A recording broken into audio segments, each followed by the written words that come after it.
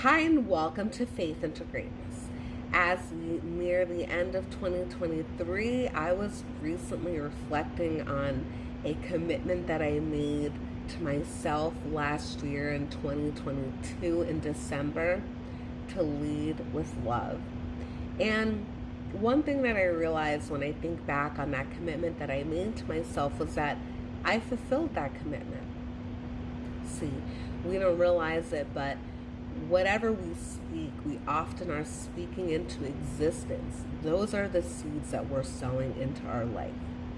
And I'll share with you some of the greatest transformations I had this year from leading from a place of love as opposed to leading from a place of hurt where I allowed bitterness and resentment to take root in my spirit. And the Bible warns against this. But like anybody else, sometimes when you are faced with troubling times, things start to kind of get to you. And over time, it's like crud that builds up on the inside of something. And if it's not cleaned, it continues to build up and build up something similar to this. But you know what? Since the self-awareness process, it's been truly life-saving. So let me share with all of you. So in Proverbs 18 here. Proverbs 18:20 says, "From the fruit of their mouth a person's stomach is filled. With the harvest of their lips they are satisfied." 21 says, "The tongue has the power of life and death, and those who love it will eat its fruit." I made a commitment last year to lead with love. And you know what that's ultimately brought into my life? Absolute peace. See, I didn't realize that despite the fact that I had been forgiving people for things that have happened and forgiving myself for responding to people or for behaving a certain way, whatever it may be, I was still holding on to remnants of what had happened, which was taking up root in my spirit, unbeknownst to myself. And it was making me feel weighed down. And every time I would think about wanting to do something nice, these thoughts would creep into my mind about the past and what had happened and why I shouldn't move with kindness or with sweetness, which is exactly what the Lord expects from us, is to move this way.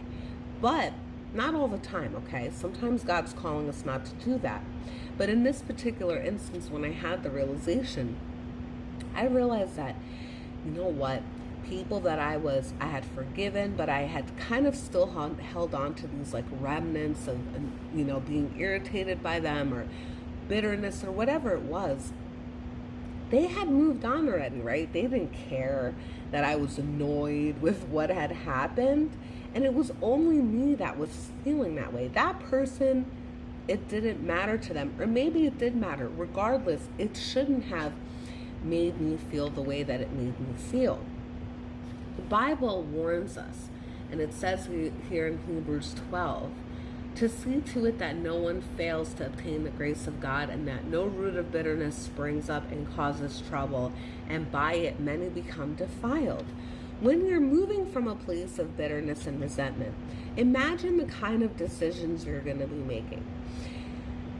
We don't realize sometimes, but when we're holding on to the pain of the hurt of something that may have transpired, we are holding on to that bitterness and that resentment. Sometimes it's truly unbeknownst to us. I know for me, I didn't realize it, until I started praying over myself and saying, God, remove this spirit of bitterness and resentment that seems to be growing. Just remove it. And I was rebuking it, and I was doing the same for the world and praying for that for everyone.